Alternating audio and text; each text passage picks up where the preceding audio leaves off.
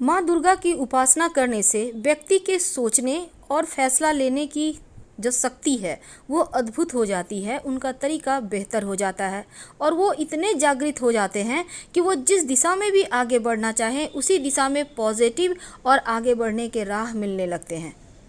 तो स्वयं बड़ी से बड़ी समस्याओं का हल निकालने में वो सक्षम हो जाता है। माँ कालरात्रि की आराधना नवरात्र के 7वें दिन की जाती है।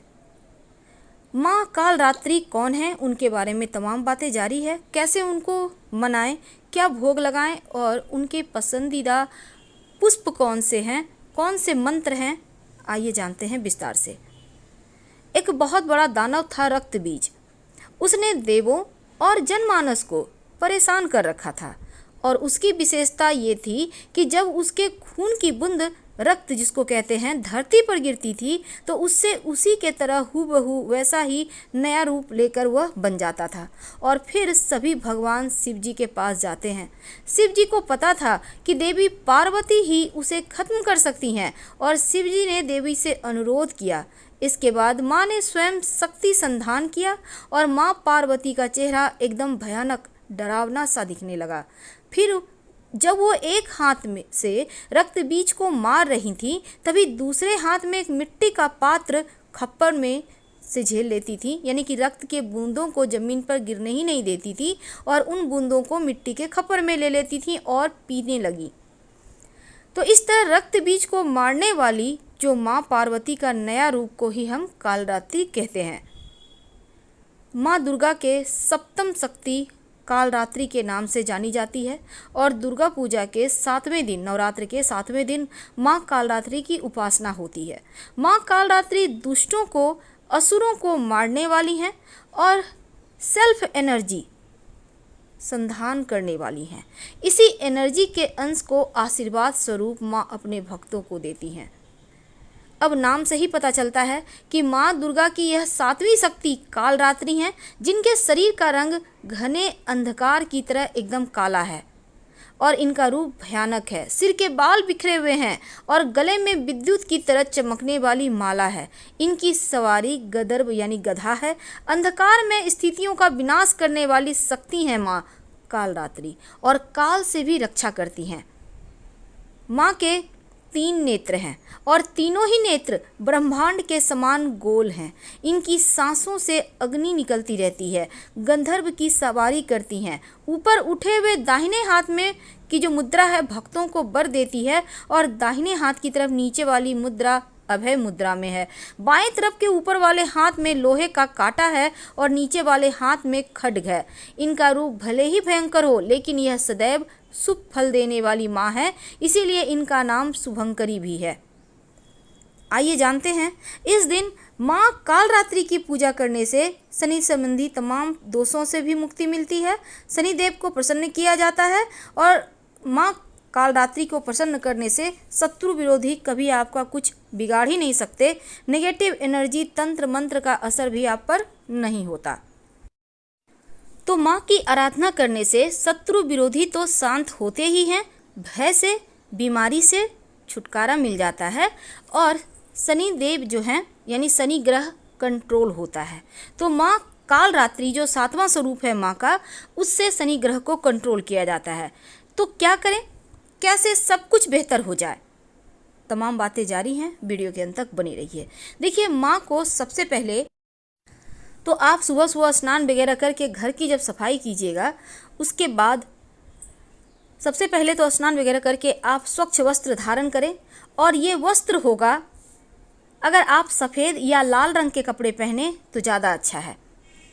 हालांकि माँ की पूजा आधी रात में करने का भी विधान है, उसके बारे में भी हम बताएंगे, लेकिन सबसे पहले सिंपल तरीके से आप सुबह के समय कैसे पूजा करेंगे। सबसे पहले तो एक घी का एक मुखी दीपक जलाइए। इस दीपक में लाल धागे की बाती होगी और 2 लौंग दीपक में होंगे।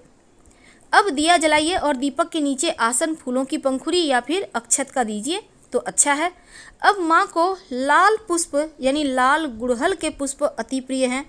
नवरात्र में किसी भी दिन अगर लाल गुड़हल की पुष्प की माला आप माता रानी को पहना दें तो बड़े से बड़े शत्रु विरोधी भी शांत होते हैं और जीवन में उन्नति के मार्ग खुलते हैं। माँ को गुड़ का भोग अति प्रिय है। तो जब आप पूजा कीजिएगा तो एक पात्र में गुड़ का भोग उनको लगाइएगा, और जब गुड़ का भोग लगाएं तो आधा आधा, यानी कि गुड़ के भोग को 2 हिस्सा कर लीजिएगा। भोग लगाने के बाद आधा आप पूरे परिवार के साथ खाइएगा और आधा ब्राह्मण को दान दे दें, पास के मंदिर में रख दें या किसी गरीब को दे दें। ये जो गुड़ है आधा, इससे क्या होगा, जीवन में खुशियाँ आती रहेगी। अब माता रानी को प्रसन्न करने के लिए आप रात में एक छोटा सा प्रयोग कीजिएगा। रात यानी कि करीब रात 11 से 1 के बीच कर सकते हैं यह प्रयोग। नहा धो लें, स्नान वगैरह करके फ्रेश कपड़े पहन लें, सफ़ेद या लाल रंग का वस्त्र धारण कीजिए। अब अपने ही घर में माता रानी के सामने एक घी का दिया जलाइए, दीपक जलाकर आप बैठ जाइए। दीपक ठीक उसी प्रकार से होगा, लाल धागे की बाती होगी और 2 लौंग होगा। फिर माता रानी को गुड़ का भोग लगाएं। अब वहाँ पर बैठकर आपको एक और काम करना है। आपको चाहिए होगा 108 लौंग, याद रखिए 108 लौंग। अब ये लौंग आप एक बार अच्छे से सब फ्रेश लौंग देखकर चुनकर एक जगह एक साइड में इकट्ठा करके रख लीजिए एक पात्र में, और आप बैठ जाइए। इसके बाद आप एक मंत्र है, ओम ऐं ह्रीं क्लीं चामुंडाय विच्चे, ओम ऐं ह्रीं क्लीं चामुंडाय विच्चे। इस मंत्र का जप एक करिए और एक लौंग माता रानी को अर्पित कीजिए। फिर मंत्र जपिए, फिर लौंग अर्पित कीजिए, यानी 108 बार में 108 मंत्र और 108 लौंग अर्पित किए जाएंगे। फिर तमाम लौंग को इकट्ठा करके अग्नि में डालकर जला दें, और ये लौंग जलाने के बाद माता रानी से प्रार्थना करें। आपके शत्रु विरोधी शांत हो जाएंगे, वो आपको फिर कभी नुकसान नहीं पहुंचा पाएंगे। और जब ये प्रक्रिया कीजिएगा शांत रह के कीजिएगा, और जैसे आप बीच बीच में बात नहीं करना है। और ये आप रात में भी जला सकते हैं, खुले स्थान पर बालकनी वगैरह में साइड में आ जाइए, किसी भी चीज़ के सहारे जला सकते हैं। जैसे कि गोबर के कंडे होते हैं ना उपले, उसके सहारे जला दें, या किसी भी चीज़ के सहारे आप जैसे मर्जी वैसे ही जला दें, कोई दिक्कत नहीं है, जलाने में दोष नहीं है। आपके शत्रु विरोधी दोबारा से आपको कभी परेशान नहीं करेंगे। और एक और चीज़ है, देखिए कभी कभी क्या होता है, दुश्मन कुछ ज़्यादा ही परेशान करते हैं। तब ऐसे में कभी ऐसा भी होता है कि आपका शनि बिगड़ा हुआ है, अब आपका नौकरी व्यापार में परेशानी आ रही है, जीवन में कदम कदम पर बाधाएं हैं, हो सकता है 7.5 ढैया आप पर चल रही हो, अब आप परेशान हैं। तब इन समस्त परेशानियों से, बाधाओं से, पीड़ाओं से मुक्ति पाने के लिए आप माँ काली को गुड़हल का पुष्प अर्पित करें। ये प्रयोग आप कभी भी कर सकते हैं, सुबह में, शाम में, जो अब प्रयोग हम आपको बताएंगे कभी भी कर सकते हैं, आप अपनी इच्छा अनुसार समय चुन लें। तो माँ काली को आप गुड़हल का पुष्प अर्पित कीजिएगा। और फिर एक मंत्र है, ओम क्रीं कालिकाय नमः, ओम क्रीं कालिकाय नमः। इस मंत्र का 108 बार जप करें तो शनिदेव से संबंधी जो भी दोष है, जो भी पीड़ाएं हैं, वो शांत हो जाएगा। आपको दोबारा से परेशान शनिदेव नहीं करेंगे।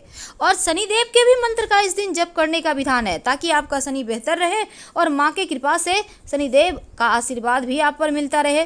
तो शनिदेव का मंत्र है, ओम शं शनैश्चराय नमः, ओम शं शनैश्चराय नमः।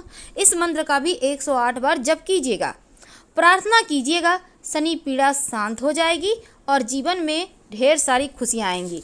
तो ये तो थी 7वें दिन, नवरात्र के 7वें दिन माँ कालरात्रि की पूजा कैसे करें और कैसे उनको मनाएं। एक और बात, अभी तक अगर आपने मन्नत का धागा बांध लिया है तो अच्छी बात, नहीं बांधा है तो नवरात्र खत्म होने के पहले आप दुर्गा पूजा में, नवरात्र खत्म होने के पहले लाल धागा लेकर किसी भी भगवान के मंदिर में जाए। अगर माँ दुर्गा का मंदिर हो तो और भी अच्छा, अपनी मनोकामना कहते हुए धागा बांध दीजिएगा, आपकी मन्नत पूरी होगी। अगर आप नवरात्र में नित्य दिन शाम में या सुबह में आप हवन भी करते हैं तो एक छोटा सा काम कीजिएगा। अगर शत्रु विरोधी ज़्यादा परेशान करे, तब जब आप हवन कीजिएगा तो नीम की 2-4 लकड़ी उसमें डाल दीजिएगा तोड़ के, और फिर काले तिल से हवन कीजिएगा, ओम ऐं ह्रीं क्लीं चामुंडाय विच्चे स्वाहा बोलकर। शत्रु शांत हो जाएंगे। धन्यवाद, फिर मिलेंगे।